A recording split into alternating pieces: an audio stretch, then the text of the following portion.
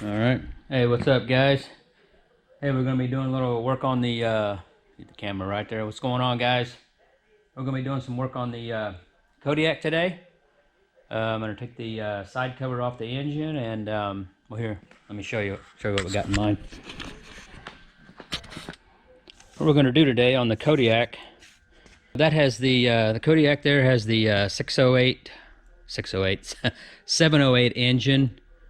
16, 17, and 18, I believe, had those engines. My Grizzly has the 686. So this is for that engine only. Actually, it's for the Kodiak and Grizzly. They had the same engine for 16, 17, and 18.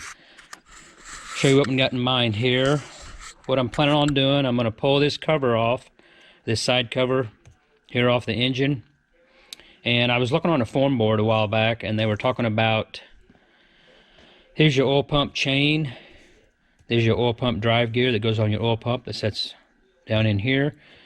And what they were saying is this nut, let's see, here's your upper gear that goes on your chain, which drives your oil pump. On this particular engine, this gear just sits on this counterbalancer shaft without a spline or a keyway or anything. And if this nut here would come loose, this gear would spin, or actually it would not be turned by the counterbalance shaft, so therefore you wouldn't be turning your oil pump and you would lose oil pressure. And you wouldn't know it because none of these machines have oil light or a gauge or anything. It would just destroy your engine, you know, if this nut came loose. So this is the 708 engine, and here's the 686 engine, like it's in the Grizzly. It was a totally different setup. I mean, similar but different. It had this lock washer. There's the nut, there's the gear, and it had a keyway, so the gear could not spin. And you also had this lock washer to keep the nut from coming loose. On this engine, there's just a washer and a nut, and that's not on any spline or anything. So I'm going to take that apart today, put Loctite on it, just to ensure that that nut won't ever come loose. We're going to do that procedure today. I'll get it moved over and set it on the lift to make it a little easier to work on, and we'll get going. I got it set over here. Like I said, I shouldn't even have put this back on.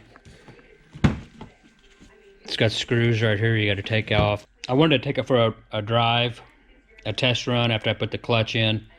Like I said, if you guys haven't seen that video, check it out if you want. You know, it talks about what we've done with the clutching. But I wanted to drive it, so I guess that's why I put it back together. But okay, I'm gonna start taking some of the plastic back off. So I get started on that. Most of you guys know how to take your plastic off by now, so I probably won't film much of this. I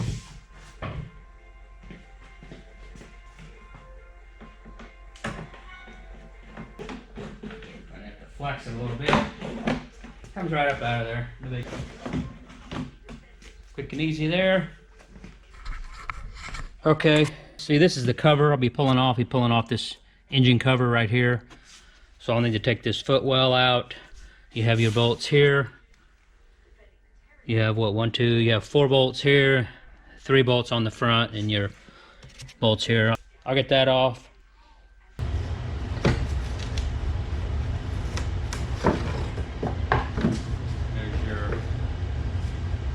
I'll have to drain the oil. I'll have to drain the oil and a coolant as well. There's that inner left front inner fender well deal. I'm also going to wash this with like soap and water and a scrub brush. I don't want to take this cover off, you know, open the engine up with dirt possibly getting in there. So I'm going to wash this, take the skid plates off.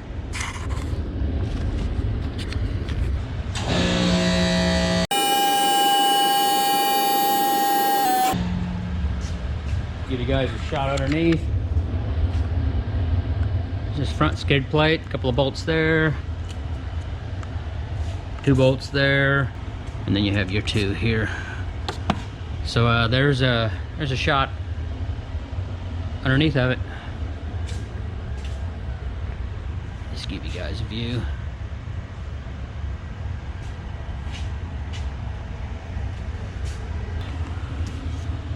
Okay, let me get the skid plates pulled off.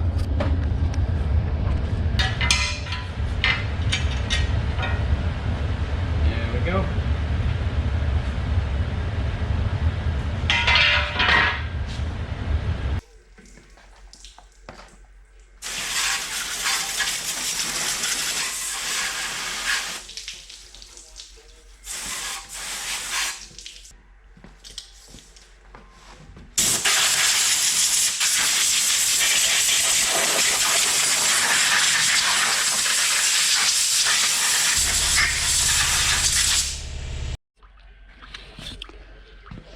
Okay, I'm bringing you guys back in.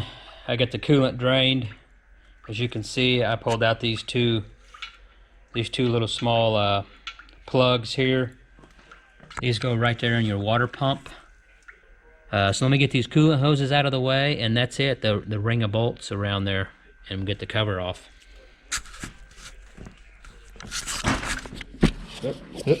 I'm going to tilt the machine on the left here, that way the oil's running to that side. Even though I did drain it, it would probably drip out, so I'm going to let me tilt it up a little bit, get it tilted that direction. Got all my bolts out, all the bolts out. It's pretty tight still, obviously. That gasket will probably tear pretty good coming off, so it's stuck. I'm going to try to put these pliers right here. There's this little edge sticking out, and I'm going to try to hook these pliers in here and pry it and pop that loose. So we'll see how this goes. If I break something, there it is. You see it pop? Well, it didn't pop, but it's loose. I can get it over here.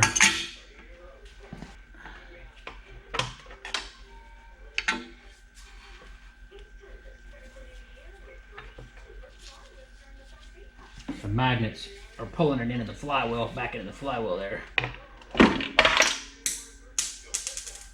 Alright, something just fell, so we'll have to figure that out.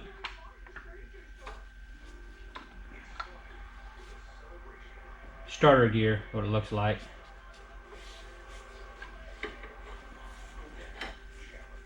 Alright.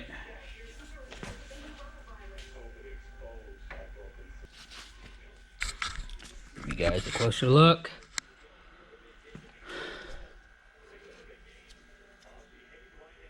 So there's the suspect nut. So I'm going to take that loose and Loctite that nut on and Loctite that to the counter shaft. Let me put a wrench on there and take that loose, and we'll see how tight it is. And then we'll need to get all this gasket material out of the way.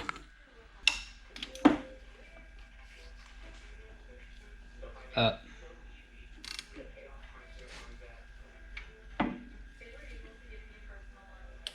Put on the bottom. That way it'd go up and hit that.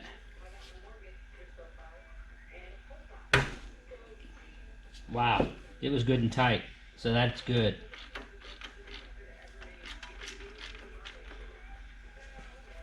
Okay. Now there's the deal. Oh, see the oil pump pumping oil out right there. But that's the deal. It's not on a keyway. It's not on anything. Okay, so obviously we can see this one had not come loose, which is good.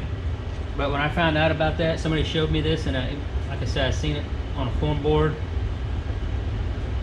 I'm like, man, I need to get in there just for peace of mind, knowing that that it's not going to happen while we're out riding, you know. Okay, guys, have some brake clean on this towel. Wipe that shaft off real well, because I can't get that gear off there. So I just clean that up so that's dry, get the oil off of it, that way the Loctite will stick, you know. I'm going to use red Loctite.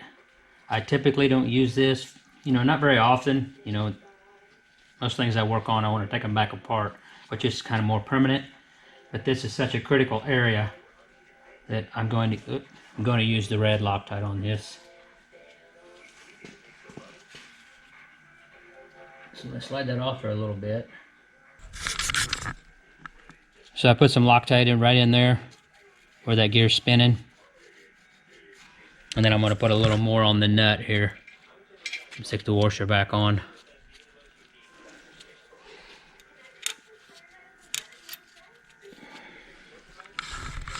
All right.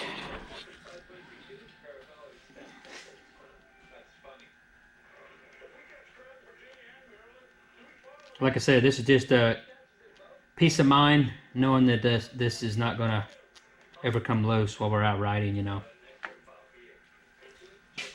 And you can see when I took it apart, it was tight, so maybe that way. Yep. Turn my. Okay, there we go. Okay.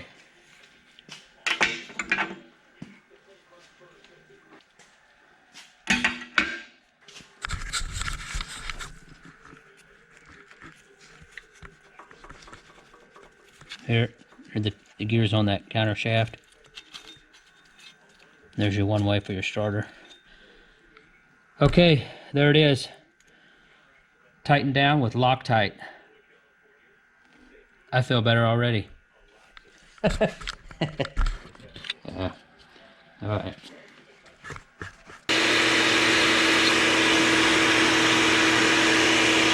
Okay, guys. I've been cleaning this using a scraper, razor blade, and I use my vacuum when I go around it. As I'm scraping it, I suck around it with the vacuum to pull those gaskets into the vacuum, rather than, you know, you're less likely to have a piece get in your crankcase. You can sit there and, you know, pull the gasket off while you're scraping it. That way you don't get it in your crankcase. That's the way I do it.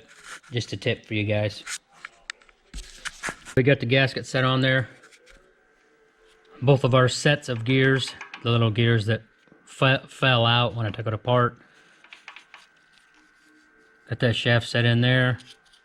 That shaft's in a little pilot for the starter, 2 starter gears, and they will slide right in that opening in there. So we will set it on there. Now this will probably, the magnets will grab it and suck it. So you probably have to, we'll see how this works. It's probably suck it right out of my hands, pull it on there. Maybe not, we'll see.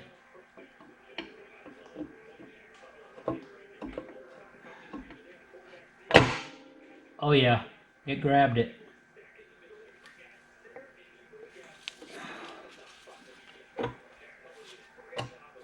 You turn your water pump a little bit to get it to drop into that drive gear. You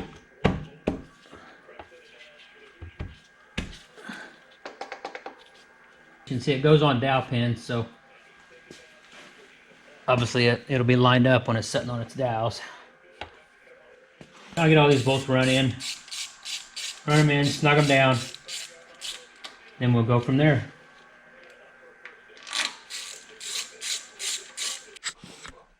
I got the water pump cover back on. I got a new gasket for it. I also put a new O-ring there. Get the tube back on. All the coolants, everything's back together there. I still have these two vents out. There's those 2 plugs. But anyway, I'm gonna start pouring coolant in it. I had to use this put this hose on this funnel. To get to that easily, you'd have to take the rack off to get this plastic cover completely out of the way. So I don't feel like taking the rack off, so I'm just gonna pour it in that funnel right there. Now I'm gonna pull that back out of there. And we'll see that just coolant comes out of it. No air.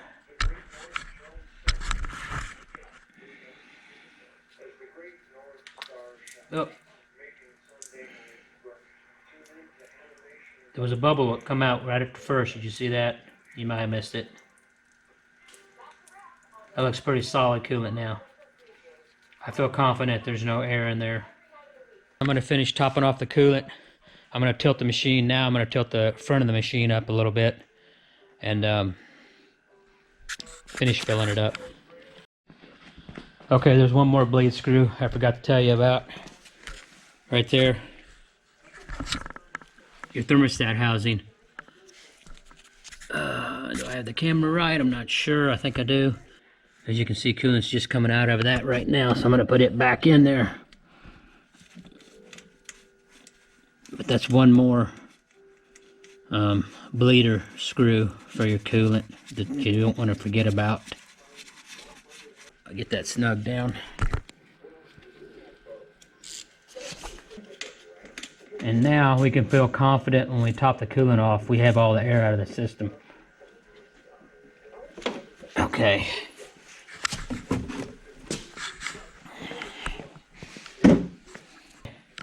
Get the radiator cap back on, down in there.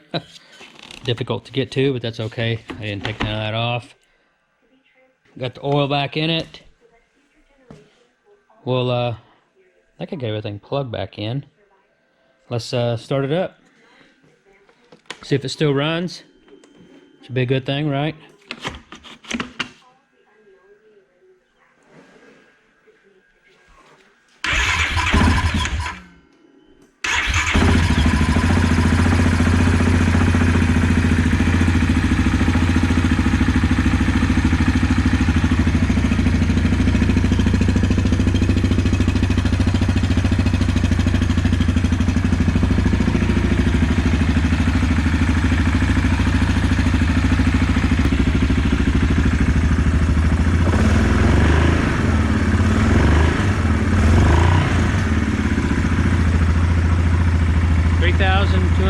miles, 265 hours.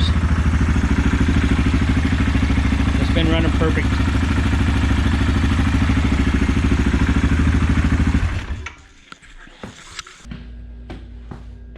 Alright guys, hey, thanks for watching. Any questions, comments, leave them below. I'll answer them. And that's it. We'll see you. See you on the next one. Over and out.